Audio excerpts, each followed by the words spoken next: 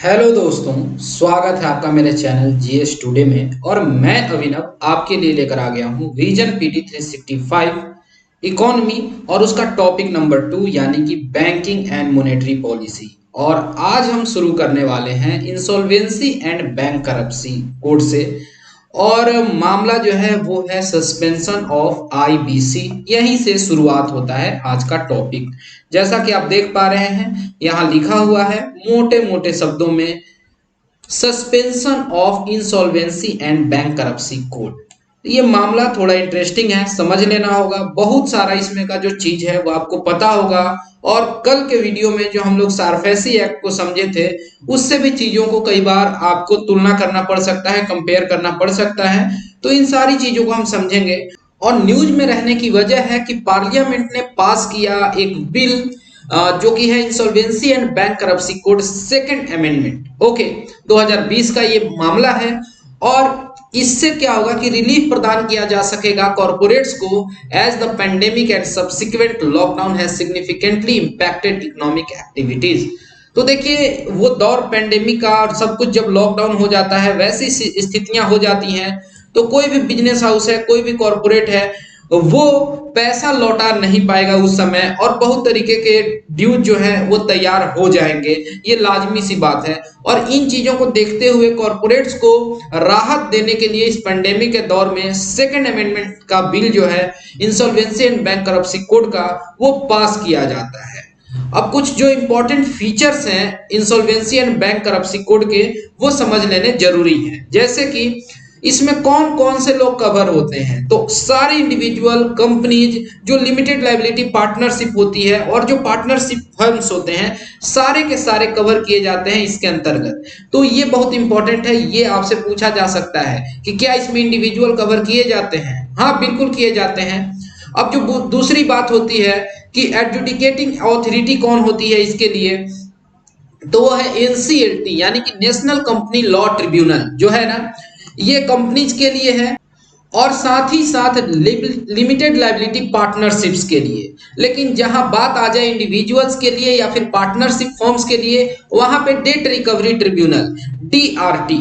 तो ये आपको पता होना चाहिए कि जो एजुकेट करने वाली अथॉरिटी है वो दो है। एक का नाम है एनसीएलटी यानी कि नेशनल कंपनी लॉ ट्रिब्यूनल, और दूसरी है डेट रिकवरी ट्रिब्यूनल। डीआरटी किसके लिए? या तो इंडिविजुअल के लिए, हमारे आपके जैसे लोगों के लिए, या फिर पार्टनरशिप फर्म्स के लिए। लेकिन जहां बड़ी कंपनियां हैं या फिर लिमिटेड लायबिलिटी पार्टनरशिप्स हैं, वहां के लिए हो गई एनसीएलटी। ये बहुत ज्यादा जरूरी है, आपको पता होना चाहिए। और जो इंसॉल्वेंसी रेजुलेशन है, ये जो प्रोसेस है या तो इनिशिएट की जा सकती है किसी स्टेक होल्डर के द्वारा, मतलब जो उस फर्म का स्टेक होल्डर है, वो या तो फर्म खुद हो सकता है, या फिर डेटर हो सकता है, या फिर क्रेडिटर हो सकता है, या एम्प्लॉय हो सकता है। यानी ऐसा नहीं है कि कोई एक खास संस्था है वही इनिशिएट कर सकती है, यहाँ पर सबको रिलैक्सेशन दिया गया है, ये भी जान लेना जरूरी है। और ध्यान दीजिएगा, ये जो एजुकेटिंग अथॉरिटी जो है ये एक्सेप्ट कर लेती है मामला को, तो इसके बाद एक इंसॉल्वेंसी रेजुलेशन प्रोफेशनल जो है, जिसको कि शॉर्ट में कहते हैं आईपी, वो अपॉइंट कर दिया जाता है ताकि चीजों का सही ढंग से इवेल्युएशन हो सके।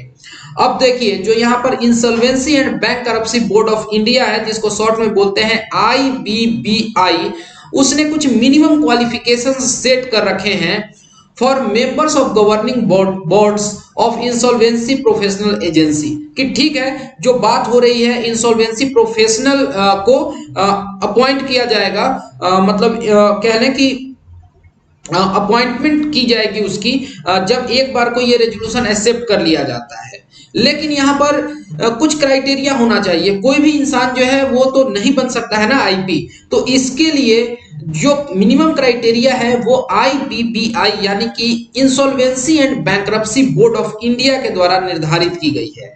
अब बात आती है कि ये आईबीबीआई है क्या। तो ये अपने आप में एक वैधानिक संस्था है, एक स्टैट्यूटरी बॉडी है, और इसमें जो काम है इसका रेगुलेशन का है, रेगुलेटरी ओवरसाइट है। किन चीजों के ऊपर? तो इंसॉल्वेंसी प्रोफेशनल्स के ऊपर, इंसॉल्वेंसी से रिलेटेड प्रोफेशनल जो एजेंसीज हैं और जो इंफॉर्मेशन यूटिलिटीज हैं इसके रिगार्डिंग, इन चीजों को मॉनिटर करने का जो काम है, यानी कहले रेगुलेट करने का जो काम है, वो IBPI यानी कि insolvency and bankruptcy board of India देखती है। ध्यान देने वाली बात है, ये एक स्टैट्यूटरी बॉडी है, ना ही ये संवैधानिक है यानी कॉन्स्टिट्यूशनल नहीं है, और ना ही कोई एग्जीक्यूटिव बॉडी है। इन चीजों का बहुत ज्यादा रेलेवेंस है, एग्जाम में घुमा फिरा के ऐसी बातें पूछ ली जाते हैं। अब एक बार को जब ये रेजोल्यूशन एक्सेप्ट हो जाता है तो जो मैनेजमेंट का पावर है और जो बोर्ड है उसका, बोर्ड ऑफ द फर्म, ये ट्रांसफर कर दिया जाता है to the committee of creditors, जिसको COC कहते हैं शॉर्ट में, जिसमें कि देखेंगे कि सारे के सारे फाइनेंशियल क्रेडिटर्स आते हैं। अगर मान लीजिए कि 5 बैंकों ने मिलकर ऋण दिया है तो ये सारे फाइनेंशियल क्रेडिटर्स कहलाएंगे उस कॉर्पोरेट डेटर के, ठीक है। अब जो इंसॉल्वेंसी प्रोफेशनल्स होते हैं उनको डिसाइड करना होता है कि क्या वो कंपनी को रिवाइव करना चाहते हैं इंसॉल्वेंसी रेगुलेशन के बाद, मतलब क्या उसको वापस से सही ढंग से खड़ा किया जाए या फिर उसका लिक्विडेशन कर दिया जाए और पैसा लेकर जो भी बैंक्स वगैरह हैं उनको पैसा मिल जाए, क्या चीज यहाँ पर उचित होगा। अगर वो डिसाइड करते हैं कि रिवाइव करना है तो फिर उनको ऐसा कोई व्यक्ति ढूंढना होगा जो कि इच्छुक है। अब यहाँ पर देखिए, ये सब कुछ जब हो रहा होता है तो कौन व्यक्ति है जो कि बेस्ट है खरीदने के लिए, जो पार्टी है जिसके पास बेस्ट रेजुलेशन प्लान है, इन चीजों का जब डिस्कशन होता है तो फिर वोटिंग के हिसाब से डिसीजन लिया जाता है। और इस वोटिंग में क्रेडिटर्स यानी जो भी लोग हैं, जो बैंक हैं, जो उधार दिए हैं, उनका एक बहुत बड़ा रोल है और बहुत क्रिटिकल डिसीजन है। तो 66% मेजोरिटी से डिसीजन लिया जाता है और रेगुलर अगर रूटीन डिसीजन है तो 51% जो मेजोरिटी है उसे काम चल जाता है। तो ये मैनेजमेंट के टेक ओवर की बात हो रही है, पूरे तरीके से फर्म को बेचने की बात नहीं हो रही है, मैनेजरियल कंट्रोल की बात हो रही है। जो ये लॉ है वो प्रिस्क्राइब करता है कि ये जो इंसॉल्वेंसी रेजोल्यूशन प्रोसेस है ये कंप्लीट होना चाहिए विद इन 180 डेज, और इसमें 90 दिन तक का एक्सटेंशन मिल सकता है अगर केस काफी कॉम्प्लेक्स है। लेकिन अगर एक डिसीजन नहीं पहुंचता है तो फिर 270 दिन के बाद उसकी लिक्विडिटी कर दी जाएगी और उसके बाद पैसा जितना बिका वो पैसा निकालने का प्रयास किया जाएगा। अब यहां पर बताया गया है waterfall mechanism under insolvency and bankruptcy. सीधे आपसे वाटरफॉल मैकेनिज्म इन इकोनॉमिक्स पूछ लेंगे, आप तो सोचिएगा जियोग्राफी का टर्म होगा, लेकिन नहीं, यहां पर बात हो रही है इंसॉल्वेंसी एंड बैंकरप्सी के संदर्भ में, बैंकरप्सी कोड के संदर्भ में। जो ये मैकेनिज्म है अंडर IBC, ये कहीं ना कहीं प्रायोरिटी देता है to secure financial creditors over unsecured financial creditors, कि जो सिक्योर्ड फाइनेंशियल क्रेडिटर्स हैं उनको प्रायोरिटी मिलता है ओवर अनसिक्योर्ड फाइनेंशियल क्रेडिटर्स। और यहां पर हम चीजों को समझ लेते हैं कि यहां और क्या कहा गया है कि अगर कोई कंपनी लिक्विडेट की जाती है तो जो फाइनेंशियल जो क्रेडिटर्स हैं जो कि सिक्योर्ड हैं उनको पहले पैसा पे होना चाहिए the full extent of their admitted claim before any sale proceedings are distributed to other unsecured creditors। तो यहां पर यही जो प्रावधान है, जो मैकेनिज्म है, ये कहलाता है वाटरफॉल मैकेनिज्म। यहां पर ध्यान दीजिएगा, ऊपर में एक बॉक्स बनाकर बताया गया है क्या है IBC और क्या है सारफेसी एक्ट। तो देखिए, जो IBC है ये कवर करता है सिक्योर्ड और अनसिक्योर्ड फाइनेंशियल क्रेडिटर्स को, जबकि सारफेसी एक्ट है ये केवल सिक्योर्ड फाइनेंशियल क्रेडिटर्स को कवर करता है। ये पहली डिफरेंस। जो दूसरी यहां पर बात की गई है कि जो IBC है वो प्रेसिडेंस लेता है ओवर सारफेसी एक्ट, तो ये मतलब बड़ा ओहदा वाला चीज हो गया। और ये जो पावर है सारफेसी एक्ट के अंतर्गत ये रिस्ट्रिक्टेड है, आप समझ सकते हैं। यहाँ पर जो बात की गई है IBC की, तो ये सेपरेट एजुकेशन होता है, आप देख रहे हैं, लिमिटेड लायबिलिटी पार्टनरशिप्स के लिए और इंडिविजुअल्स के लिए, यानी एक NCLT है कंपनी वगैरह के लिए और बाकी इंडिविजुअल के लिए DRT है। लेकिन सारफेसी के केस में जो डेब्ट रिकवरी ट्रिब्यूनल है, DRT जो है, वही एडजुडिकेटिंग बॉडी होती है दोनों ही चीजों के लिए, कंपनीज के लिए भी, कॉर्पोरेट्स वगैरह के लिए, फर्म्स के लिए, लिमिटेड लायबिलिटी पार्टनरशिप्स के लिए। तो ये एक बेसिक डिफरेंस है।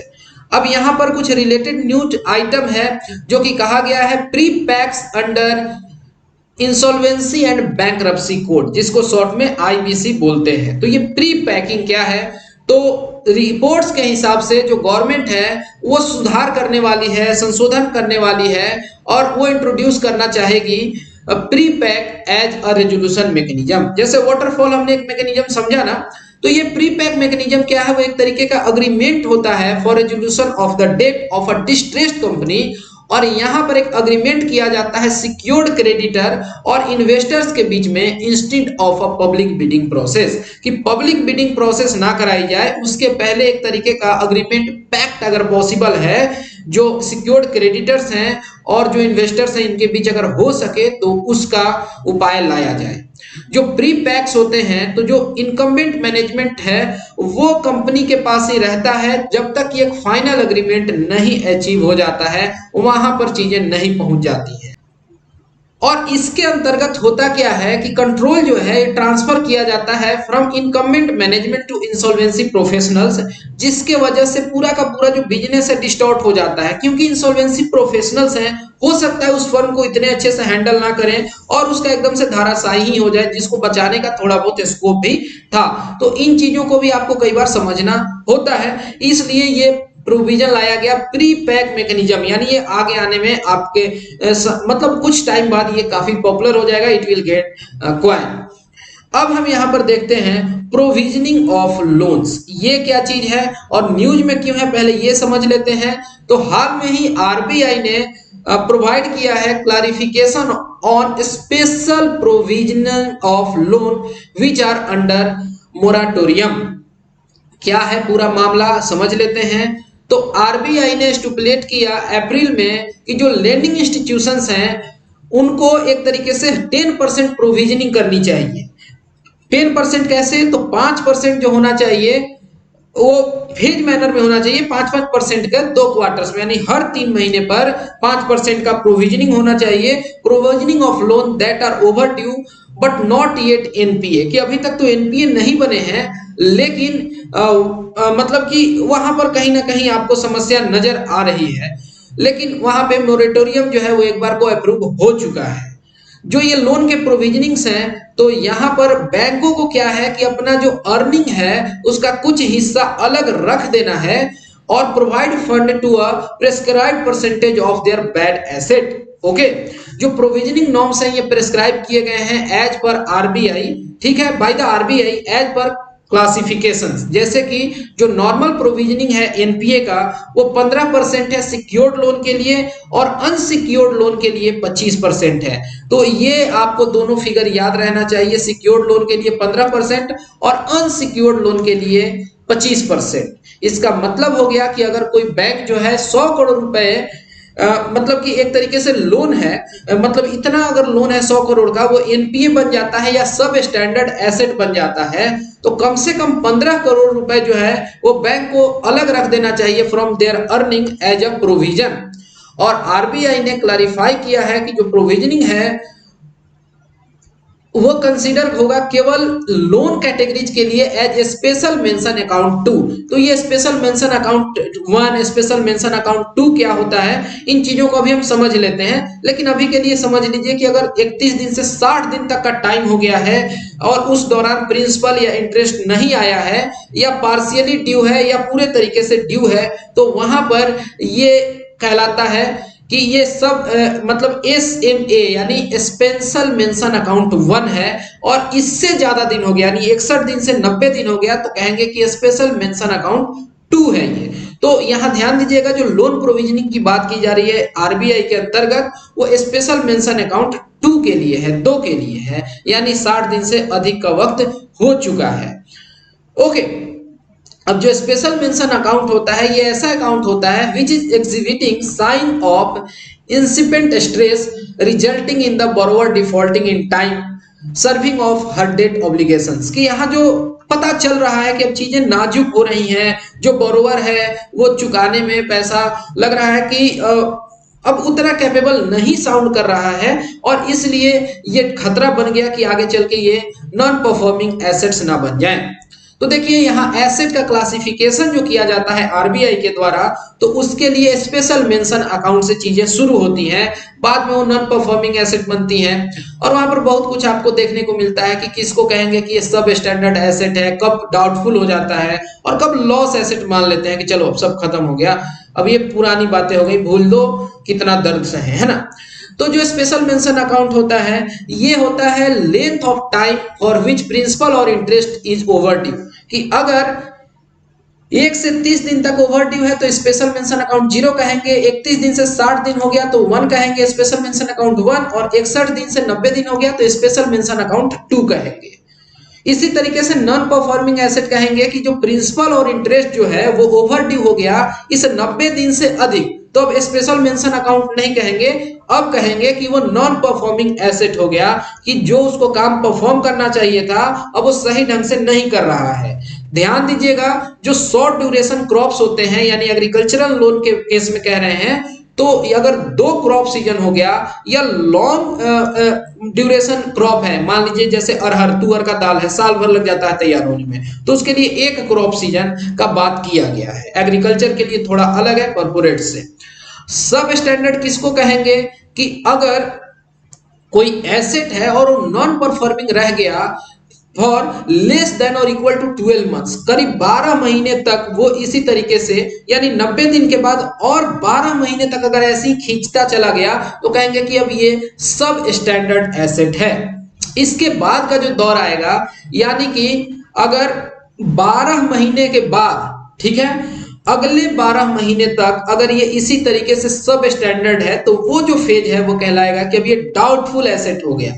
और उसके बाद का जो समय है वो बैंकों के लिए कहलाएगा कि ये लॉस एसेट हो गया। अब ये आइडेंटिफाई नहीं किया जाता है बैंकों के द्वारा, मतलब कि इंटरनल या एक्सटर्नल ऑडिटर्स या फिर जो आरबीआई के इंस्पेक्शंस होते हैं, लेकिन जो अमाउंट है वो पूरे तरीके से कह लें कि राइट ऑफ भी नहीं किया गया है।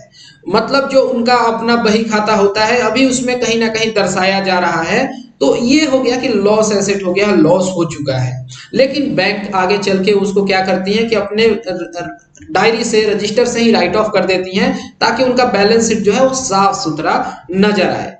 यहां पर हम बात करेंगे थोड़ा regulation of non banking financial companies NBFCs के बारे में। कल भी हमारी बहुत चर्चा हो रही थी इस पर, और नॉन बैंकिंग फाइनेंशियल कंपनीज काफी न्यूज में भी रहे थे, क्योंकि ये बहुत तरीके का क्राइसिस झेला था, IL&FS वगैरह का मामला तो आप जान ही रहे हैं। और हाल में ही आरबीआई ने प्रपोज किया है shift in its regulatory approach towards non banking financial company. अब देखिए नॉन बैंकिंग फाइनेंशियल कंपनीज क्या होती हैं कि वो जो फाइनेंशियल कंपनीज हैं वो बैंकिंग का काम नहीं करती हैं, लेकिन हाँ फाइनेंस में डील करती हैं। यानी वो नॉर्मल इस तरीके से ऋण लेने और ऋण लेने देने का काम नहीं करती हैं, और उनके पास वो सारे ऑब्लिगेशंस नहीं होते हैं जो कि एक बैंक को फॉलो करने होते हैं। क्या डिफरेंस है बैंक और नॉन बैंक में, पहले ये समझ लेते हैं और फिर हमारे लिए आसान होगा कि हम एनबीएफसी को और डिटेल में समझें और क्या कुछ चेंजेस किए गए हैं। तो देखिए डिमांड डिपॉजिट की अगर बात करें, डीडी की बात करें, तो ये नॉन बैंकिंग फाइनेंशियल कंपनी जो है डिमांड डिपॉजिट नहीं एक्सेप्ट कर सकती हैं, जबकि बैंक्स एक्सेप्ट करते हैं। अगर चेक ड्रॉ करने की बात है तो ये नॉन बैंकिंग फाइनेंशियल कंपनी अपने नाम का चेक नहीं दे सकते हैं, वो किसी दूसरे बैंक का चेक आपको दे सकती हैं, जबकि बैंक जो है वो अपने नाम का चेक इशू करते हैं। इसी तरीके से अगर हम डिपॉजिट इंश्योरेंस फैसिलिटी की बात करें तो ये अवेलेबल नहीं होता है नॉन बैंकिंग फाइनेंशियल कंपनी के डिपॉजिटर्स के पास, कि अगर आप एनबीएफसी में पैसा जमा किए हैं और वो एनबीएफसी आगे चल के डूब जाती है, भाग जाती है, तो आपका पैसा गया। लेकिन अगर आपने बैंक में पैसा जमा किया है और 5 लाख तक जो रुपया है आपका इंश्योर्ड है, अगर बैंक नहीं भी रिपे कर पाएगा तो वो सरकार का ऑब्लिगेशन है कि वो आपको पैसा लौटेगा। और रेगुलेशन की अगर बात करें कि ये जो एनबीएफसी हैं ये रेगुलेट होती हैं under Indian companies act of 1956, लेकिन जो बैंक्स हैं वो बैंकिंग रेगुलेशन एक्ट 1949 के हिसाब से रेगुलेट होती हैं। अब हम यहां पर देख लेते हैं जरा नॉन बैंकिंग फाइनेंशियल कंपनीज को अच्छे से। तो ये जो नॉन बैंकिंग फाइनेंशियल कंपनी होती है वो एक कंपनी होती है जो रजिस्टर्ड होती है अंडर कंपनी एक्ट ऑफ 1956, ये तो अभी हम समझ गए। और इनका काम है कि वो लोन वगैरह में एडवांसेज में डील करते हैं, शेयर का एक्विजिशन, स्टॉक का, बॉन्ड का, डिवेंचर का, सिक्योरिटी का, ये सब कुछ वो डील करने का काम करते हैं।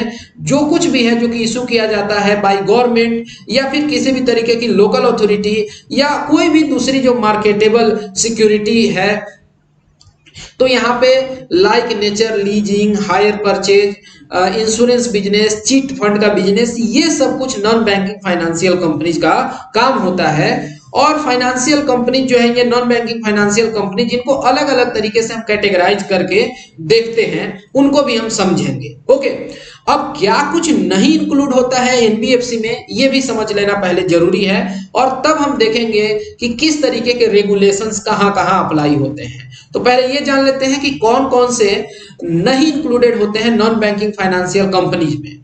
तो ऐसी संस्था जिसका प्रिंसिपल एक्टिविटी जो है वो एग्रीकल्चर एक्टिविटी का हो या फिर इंडस्ट्रियल एक्टिविटी का हो या फिर परचेज और sale of any good other than securities हो, तो वो नहीं इंक्लूड होगा, ध्यान दीजिएगा। ठीक है, दूसरा जो हो गया, अगर आपको एनबीएफसी को कैटेगराइज करना है तो आप इस तरीके से कर सकते हैं लायबिलिटीज के टर्म्स में कि क्या वो डिपॉजिट एक्सेप्ट करती है या नहीं करती है। तो डिपॉजिट एक्सेप्ट करेगी तो कहेंगे कि deposit accepting non banking financial company है, डिपॉजिट नहीं एक्सेप्ट करेगी तो कह देंगे कि non deposit taking financial company है, नॉन बैंकिंग फाइनेंशियल कंपनी है। ओके, अब जो ये non deposit taking non banking financial companies होती हैं, तो अब ये साइज के आधार पर वापिस से बांटी जा सकती हैं। एक कहलाएंगे कि सिस्टमेटिकली इंपॉर्टेंट है कि अगर उनमें किसी भी तरीके की खामी आती है, कुछ दिक्कत होता है, इशू होता है, तो उससे एक बड़ा लॉस हो सकता है, देश पर इसका असर पड़ सकता है। सिस्टमेटिकली वो इंपॉर्टेंट होती हैं। और जो दूसरी होती हैं वो होल्डिंग कंपनीज होती हैं, जैसे कि एनबीएफसी में ही हो गया एनडीएसआई या फिर एनडी, और या फिर ऐसे कह सकते हैं कि किस तरीके की एक्टिविटीज में वो डील करते हैं, उनका कंडक्ट कैसा है, ये भी एक बांटने का तरीका हो सकता है।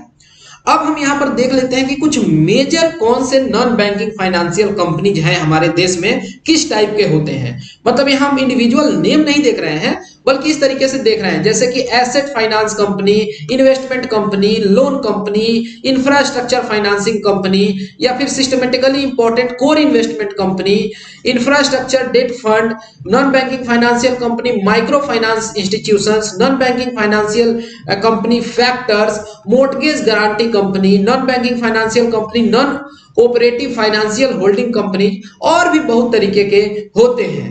अब ये जो कंपनियां हैं ये लाइसेंस कहां से पाती हैं, तो रिजर्व बैंक ऑफ इंडिया से, लेकिन कई बार ये अलग अलग एजेंसीज के द्वारा भी रेगुलेट किए जाते हैं। जैसे हाउसिंग वगैरह का मामला रहेगा और उससे रिलेटेड अगर नॉन बैंकिंग फाइनेंशियल कंपनी है तो आरबीआई क्या ही जान रही है उसके बारे में, तो उसके लिए कोई दूसरी संस्था है जो इन्हें डील करे। जरा सा इंफोग्राफिक्स देखते हैं और चीजों को समझने का कोशिश करते हैं यहाँ पे। ठीक, थोड़ा सा पैसेंस आपको रखना है। तो देखिए यहाँ पर 3 सेक्शन जो है कंपनी एक्ट 1956, उसके हिसाब से हम चीजों को बांट के देख रहे हैं। कुछ ऐसी हैं जो केवल आरबीआई के द्वारा के साथ ही रजिस्टर्ड हैं और सब कुछ जो है उनका रेगुलेशन वगैरह का काम, रेगुलेशन, सुपरविजन, सब कुछ आरबीआई ही देख रहा है। कोई एक टाइप हो गया। दूसरा हो गया कि उनके अलग अलग रेगुलेटर्स हैं, जैसे कि हाउसिंग फाइनेंस इंस्टीट्यूशन जो है, इसका देखने का काम हो गया नेशनल हाउसिंग बैंक का। जो मर्चेंट बैंकिंग हो गया, मर्चेंट बैंकिंग कंपनी या फिर वेंचर कैपिटल फंड कंपनी हो गई, या फिर स्टॉक ब्रोकर का काम जो कर रही हैं, मतलब जिसको कहते हैं। और एक चीज होता है कलेक्टिव इन्वेस्टमेंट स्कीम, सीआईएस, ये सब कुछ सेबी देखती है, security and exchange board of India. इसी तरीके से जहां पर बात आती है निधि कंपनी की, म्यूचुअल फंड की, तो उसके लिए एमसीए है, मिनिस्ट्री ऑफ कॉर्पोरेट अफेयर्स है। चिट फंड कंपनीज को देखने का काम स्टेट गवर्नमेंट्स का है, और इंश्योरेंस कंपनीज जो है उनको आईआरडीए जो संस्था है वो देखने का काम करती है। अब देख लीजिए non banking financial companies, regulation, supervision, surveillance under the companies act. तो यहां पर हम देख रहे हैं कि रेगुलेटर जो है वो है मिनिस्ट्री ऑफ कॉर्पोरेट अफेयर्स, और इसके लिए जो इन्फोर्समेंट एजेंसी होती है वो कौन सी है, स्टेट गवर्नमेंट है। बस यही कुछ एक बातें हैं, थोड़ा बहुत आपके दिमाग में रह जाए तो अच्छी बात है। बहुत ज्यादा स्ट्रेस लेके इन चीजों को रटने नहीं बैठ जाना है। सिंपल सी बात है, जहां लग रहा है कि शेयर का ट्रेडिंग वगैरह हो रहा है, सेबी देख रहा है, मर्चेंट, यहाँ पर अगर हाउसिंग फाइनेंस की बात कर रही है तो उसके लिए नेशनल हाउसिंग बैंक है, है ना। सिंपल ही है, इसमें कोई बहुत ज्यादा एफर्ट लगाने का जरूरत तो है नहीं। आगे बताया गया है यहाँ पे why there is a need for change in regulation of non banking financial company, कि सब कुछ ठीक चल रहा है लेकिन हमें यहाँ पर चेंजेज लाने की जरूरत ही क्यों पड़ रही है। तो देखिए यहाँ पर कुछ सिस्टमेटिक रिस्क है जिस जो हाईलाइट हुआ आईएल एंड एफएस या डीएचएफएल के क्राइसिस के वजह से। ये दोनों भी नॉन बैंकिंग फाइनेंशियल कंपनियां हैं और इन्होंने बहुत लोगों को दुख पहुंचाया है पिछले 1-1.5 वर्षों में। और अगर हम चाहते हैं कि जो बड़े नॉन बैंकिंग फाइनेंशियल कंपनीज हैं वो आगे चल के बैंक बन जाए, तो इसके लिए भी जरूरी है कि आरबीआई का थोड़ा रेगुलेशन सही से हो। और अगर हम चाहते हैं कि समय जिसकी जरूरत है, दुनिया उसका सहारा ले रही है फिनटेक सेक्टर का, तो bank, non banking financial companies और स्टार्टअप बिजनेस को सीमलेसली चलाने के लिए भी रेगुलेशन का बहुत सही जरूरत है।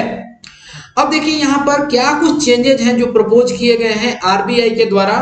तो आरबीआई ने प्रपोज किया है to move a general approach of light touch regulation. ठीक है, लाइट टच यानी बहुत यहाँ पर टफ रेगुलेशन नहीं हो, बस आरबीआई की तरफ से एक नज वाली बात हो। ठीक है, on one that monitors large players in almost as closely as it does banks. ठीक है, तो यहाँ पे सही ढंग से मॉनिटरिंग की जाए जिस तरीके से बैंक्स की होती है। To enable this idea it has proposed following changes. पहला है कि 4 लेयर रेगुलेटरी फ्रेमवर्क बनाया जाए और क्लासिफाई करें हम चेंजेज में, माने क्लासिफिकेशन जो हमारा उसमें कुछ परिवर्तन किया जाए। नॉन बैंकिंग फाइनेंशियल कंपनी के जो ही क्लासिफिकेशंस हैं, जो वर्गीकरण है, वहां पे कुछ चेंजेस किए जाए। तो पहले हम समझ लेते हैं कि ये 4 कैटेगरी में किस तरीके से बांटने की बात की गई है। 4 लेयर रेगुलेशन कैसे किया जाएगा। रेगुलेशन के लिए 4 कैटेगरी है। जो सबसे पहला होगा वहां पे होगा सुपरवाइजरी डिस्क्रिशन होगा।